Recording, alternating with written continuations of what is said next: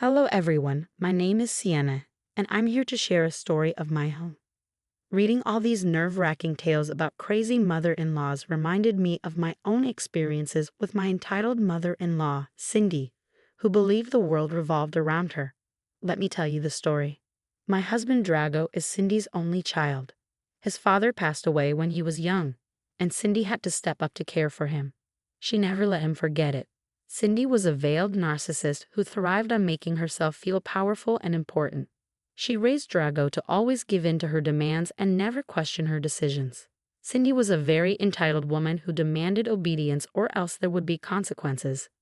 Naturally, no one wanted her in their life and cut her off, which made things worse for Drago, who became her main victim. Cindy met her match when Drago and I got married.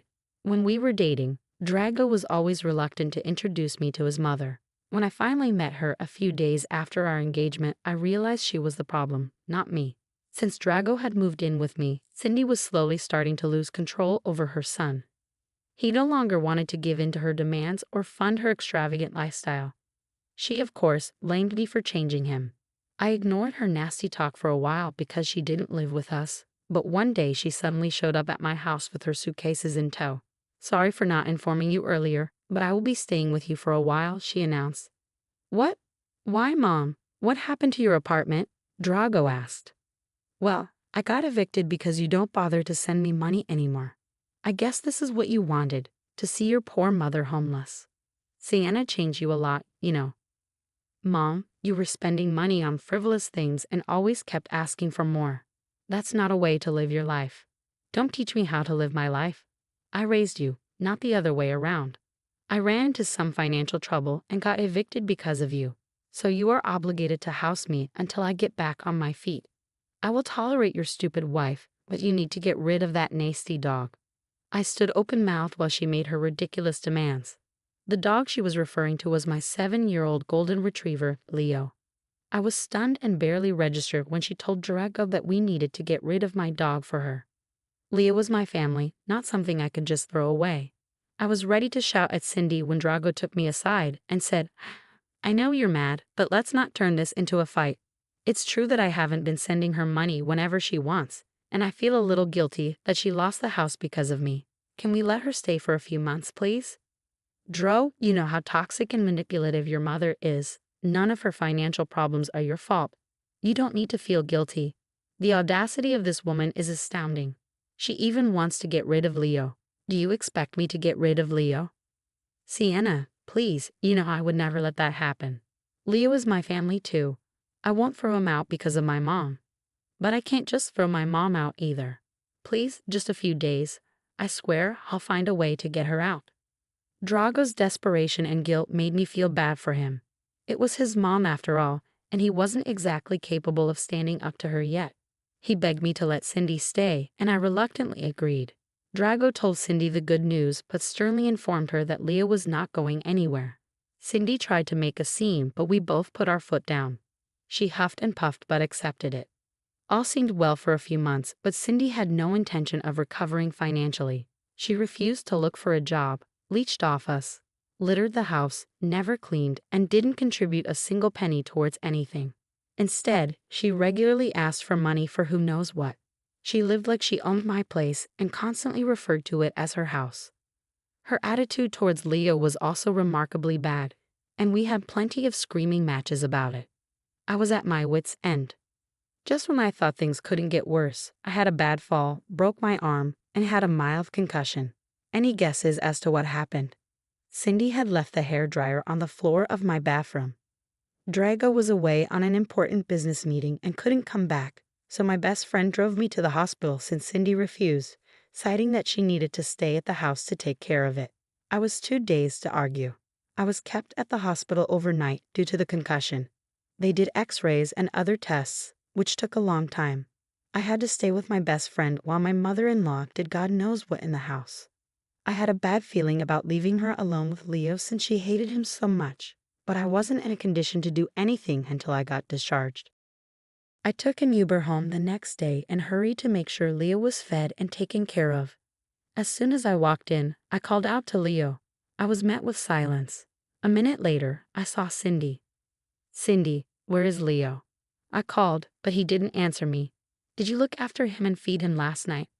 Oh, that filthy animal. I got rid of it. What? It felt like I was struck by a thunderbolt. My insides were screaming and my heart pounded wildly against my rib cage. I couldn't believe what I was hearing. Cindy got rid of my dog.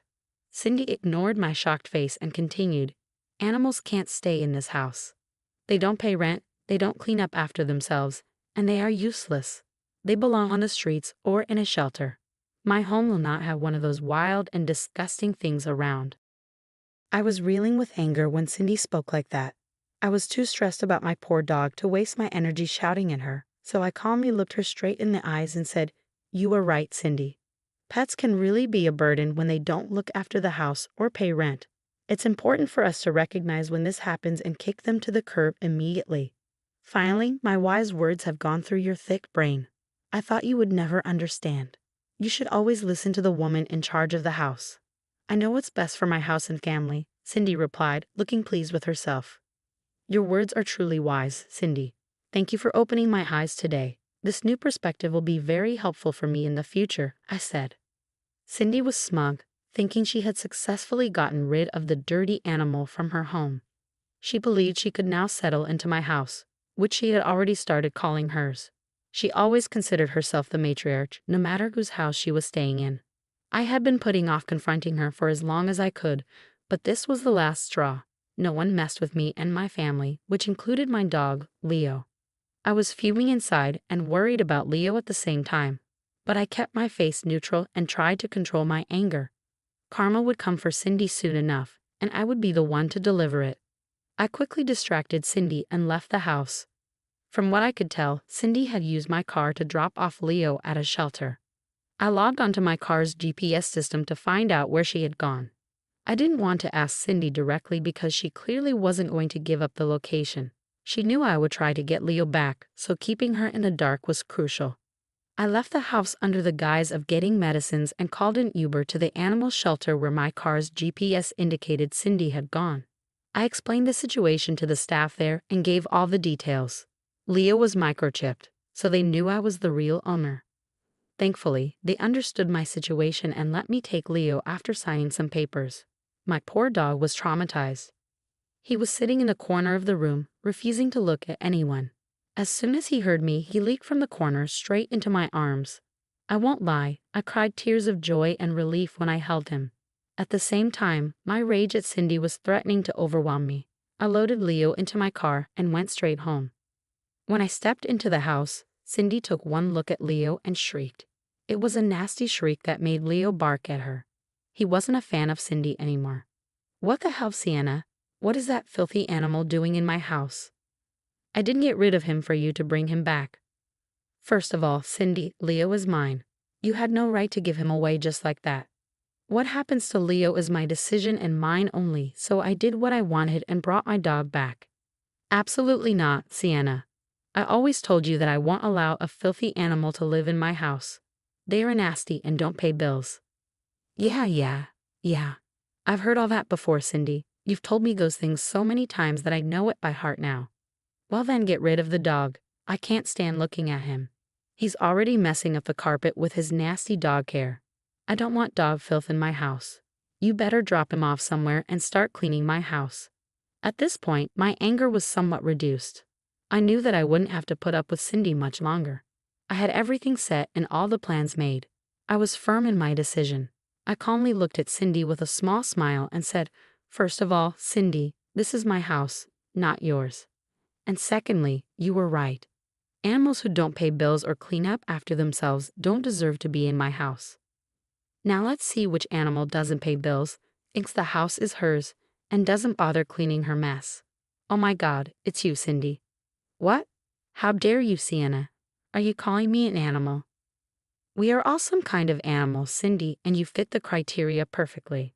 So I have decided I will take your advice and kick out the nasty animal I have in the house. Spoiler alert, it's not Leo. It's you." Cindy looked at me like I had slapped her. There was a tinge of fear and nervousness in her eyes that I hadn't seen before. It gave me a lot of satisfaction to see her afraid. She was used to getting her way with everyone. But in recent years, both her sons were trying to break free from her control. Cindy had realized that and was trying to reinstate her position as the matriarch. That was part of the reason why she was so insistent on moving into my house. Thankfully, I was there to set the record straight. I had no qualms about putting Cindy back in her place. Cindy, unfortunately, had trouble understanding my simple words. She started to tremble and said, "What are you saying? You can't just kick me out. This is my son's house." "No, Cindy," I replied. "This is the house I inherited from my grandfather. The same grandfather who also bought me Leah when I was a teenager. Every little detail just makes it easier for me to kick you out with a clear conscience. I don't care how you got this house. Since you were married to my son, it belongs to him too. And since he is my son, I have a right to be here. You cannot kick me out to house that filthy animal." "Well, I can, and I am kicking you out. You have no right to be here. We housed you because of your poor financial decisions. You were supposed to help yourself recover, not give me extra stress by throwing my dog out. Now I see that you are taking liberties and doing what you want. You want to feel like a matriarch and control other people. Well, that won't happen in my house. So take your stuff and get the hell out. How dare you speak to me like that? Just you wait, you little witch. I will call my son and set you straight." "Sure, Cindy, call him and tell him. Let's see what your son has to say about this." Cindy huffed and called Drago, still confident she could demand whatever she wanted, and we would give in immediately. She was sure her son would take her side and teach me a lesson. She called Dro while eyeing me and Leo with pure distaste. When Dro picked up, this is what happened. "Hello, Mom. What's up? Is everything okay in the house?" "No, everything's not okay in the house. Your crazy wife is threatening to throw me out like an animal. I don't know what I did to deserve this horrible treatment. I'm extremely upset." "Dro, what the hell? What happened? What's going on?" "What Cindy said is true. I am kicking her out of the house. I made the decision a few minutes ago, and I am firm on it. See, Dro, you need to teach your wife some manners. She forgets who is the matriarch of this house. She is disrespecting me and being an absolute nightmare. Never in my life have I ever been treated this badly." Cindy went on and on about her miserable condition in my house while painting herself as the victim. She never once mentioned that she tried to rehome my dog behind my back and justified it with her twisted sense of logic. I waited patiently for Cindy to stop her theatrics. Dro was doing the same. When Cindy showed no signs of slowing down, Dro interrupted her. Okay, calm down, Mom. Let Sienna say her part. Sienna, tell me what's going on. Why did you suddenly want to kick out Mom? You just got back from the hospital. What went wrong?" Cindy should have mentioned it since she thinks she did nothing wrong.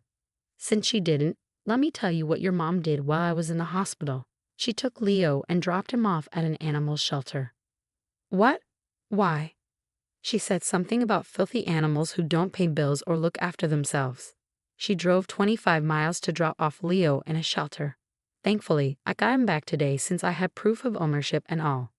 There was a very deep silence on Drago's end after I told him what Cindy had done. I knew he was shocked and furious.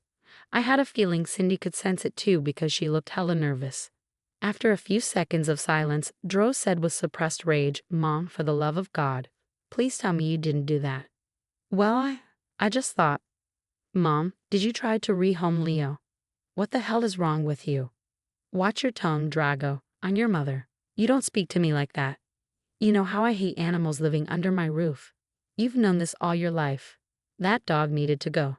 I gave some really valid reasons. I don't understand why you're mad." "Are you serious right now? You are living under Sienna's roof and not the other way around. How dare you try to get rid of Leo while my poor wife was recovering from an injury caused by your carelessness?" Drago was raging mad now. Even though I had Leo first, Drago lived with Leo like his own pet. Leo wasn't just a pet, he was family, and you don't mess with Leo and get away with it. Cindy had never seen or heard Dro react to anyone like that. She actually flinched at his tone and looked shocked. Soon it became evident to her that her son wasn't going to take her side. She tried to placate him by softly crying and saying, "Dro, why are you talking to me like that? You're scaring me. You can't be like this with your mom over a stupid dog." "Leo is not a stupid dog, Mom. He is my family as well." We made it crystal clear to you when you whined about moving in with us. Sienna let you stay rent-free in her house only to have you backstab her and me. How did you think it was okay? Dro, you're not thinking straight. It's just a dog, that filthy little thing. Stop right now. You are freaking delusional if you think you can justify your actions in any way. Instead of asking for forgiveness from Sienna, you thought that calling me and making me scold her would be correct? Are you insane? Cindy was now crying while clutching her phone. She slowly sank into my new plush sofa and tried to make Dro listen to her twisted reasons. Leo was still behind my legs, trying to stay as far away from Cindy as possible. God knows what that awful woman has done to my sweet boy. My heart ached for him, and I longed to make him feel safe again.